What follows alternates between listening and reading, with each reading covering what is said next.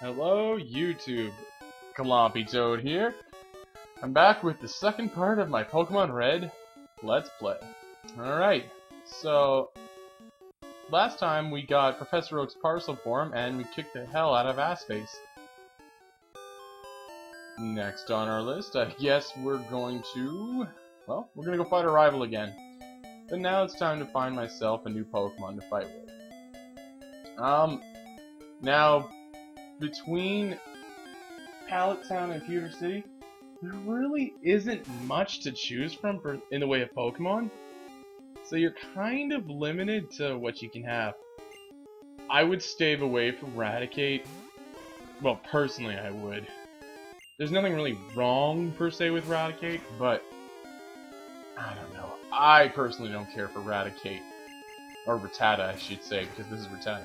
Rattata evolves into Raticate. Anyway, now, in first generation, Charizard can't actually learn Fly, so it is actually quite a viable option to seek out, Pidgeot. Now, one of the other things I like to try and do is try and stay away from using the same Pokemon that my rival has. Call me crazy, but I think it's just awkward when two people show up in the same place with the same Pokemon. That could just be me, though. I mean, what do I know, really? Anyway, I'm off topic. Here we're just buying Pokeballs, which is one of the first things you should do when you, well, actually get your journey started. Pokeballs, as those of you who played the game know about, are, well, they're very important, for catching Pokemon, obviously. Basically what happens is, for those of you who don't know, you weaken a Pokemon, then you throw a Pokeball at it, you catch it, it's yours. End of story, nothing else to it. And as some of you may or may not point out from the last episode, no, I did not withdraw the one potion from my PC, which has become a staple for those of us who actually do play this game a lot, is picking up that potion, but I'm confident in myself that I don't need it. Now, why did I pick up that hidden potion up there on the tree? Because okay, fine, I forgot. I forgot the potion, alright? Anyway, that aside, I'm here killing a Rattata again. And then I'm going to try and find myself another Pokemon to use. So that when I fight my rival, it's not like he's got the upper hand with two Pokemon and I only have one. Then again, I can just walk away from this and not even pick up a Pokemon. So it doesn't really matter. So yeah, right now I'm just, I guess you could call this grinding, and the term grinding in this game is used mainly for when you're just fighting against random battles or anything like that, just random encounters with wild Pokemon. What I'm actually looking to do is get my Charmander up to the level where it learns Ember, which is the basic fire type attack. Kind of like a Nidoran male.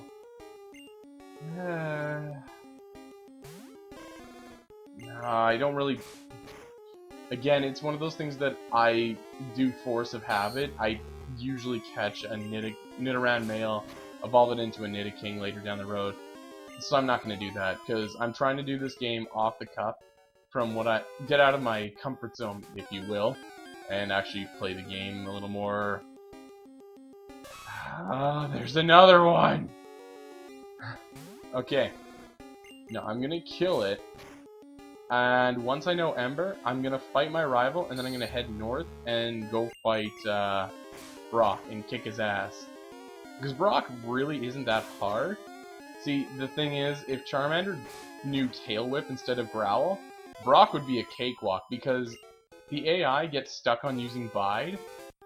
Sometimes. Not always. Sometimes. But the Bide mechanic... Or the way how, sorry, not Bide mechanic, but the way how Bide works goes, again, this is for explanation for people who don't know how the game works. Bide, you take turns just sitting around taking damage, and then as soon as you're finished, which is 2 turns after using Bide, whatever damage you've incurred will be doubled and dealt back to the opponent. So it really is, in theory, it's a good attack. In practical application in the game, it almost never works. And I don't know. Again, when I played this game, because this game is ridiculously easy, And I say that I say that only because I played it so many times, but I also say it because the AI is just god awful in this game. And anybody who plays this will know. Oh, I just learned Ember. Good for me. Alright, so now I'm gonna go fight my rival, who's up here, being an ass face, as usual. You know, I actually have my ringtone for my phone set to this song right here. So I always get a little anxious whenever I hear it when I'm playing a game. I instantly reach for my pocket. Of course, my phone's not ringing, but you know. For certain pieces of song as well, I'm gonna let it just play so you guys can hear it. For those of you who haven't heard it before, so you can enjoy it. But for the most part, for just basic soundtrack and stuff like that, I will be giving commentary over top of it, just so everybody is aware of what's going on. Yeah, so right now we're just using Ember on his Pidgey. This doesn't look very good for me because his next Pokemon is a Squirtle. And as everybody knows, your rival chooses the Pokemon that you're weak against, or that is your counter, type-wise. So I picked Fire, so he picked the Water type. Now, here, I would use Ember because it's stronger, but since its power is halved, I'm going to be using Scratch. Now, critical hit. Yeah, he learned Bubble, so he's got me down, and my speed fell. See, that's another thing with status afflictions like that. See, speed is determines your rank of moving in the battle, like who will go first, who will attack first, kind of thing. Yeah, so that's the thing. Right now he's just using Tail Whip, but one of the things, this is something else from my last video when I said about innovations that have been brought from the new games. See, with certain attacks, they were based around physical attacks and special attacks.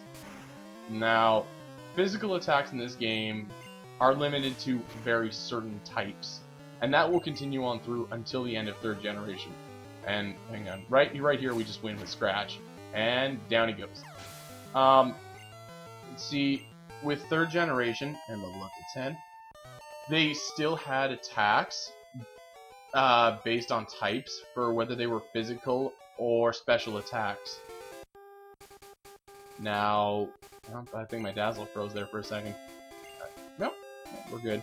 Okay, so yeah, we kicked our rival's ass, and now we're gonna head on back to go heal up, and then head on into the Viridian Forest. See, this is easy for Charmander because bug types are weak to fire types. What was I? Oh yeah, innovation with types and attacking.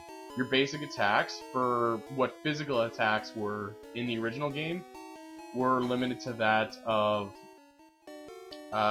fighting, normal, rock, ground, bug, and a couple of, I think that's all of them actually, and normal. Did I say normal? Everything else is considered a special attack. So, in 2nd generation, I'm not going to save yet. In 2nd generation, they were introduced the Dark type mechanic. Now Dark type was actually considered to be a special type, special type. So its attack drew from the special stat. Now that drew a lot of confusion as to why that would happen because, well, you're biting something. That's physical. And that's where I give props to 4th generation. I don't give props to 4th generation much, but one of the things they did do to make the game a lot more innovative, well, they actually split up special attack and physical attack.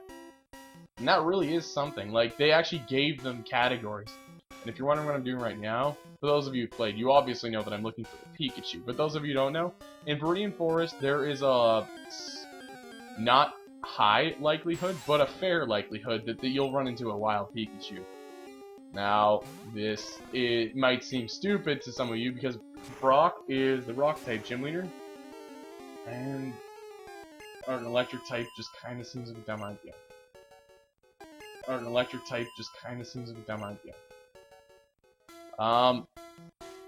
But that's gonna wait until next episode, because I'm out of time. So, this is Clompy Toad, and I'm signing out, and I'll see you next time for when we look for a Pikachu. Alright,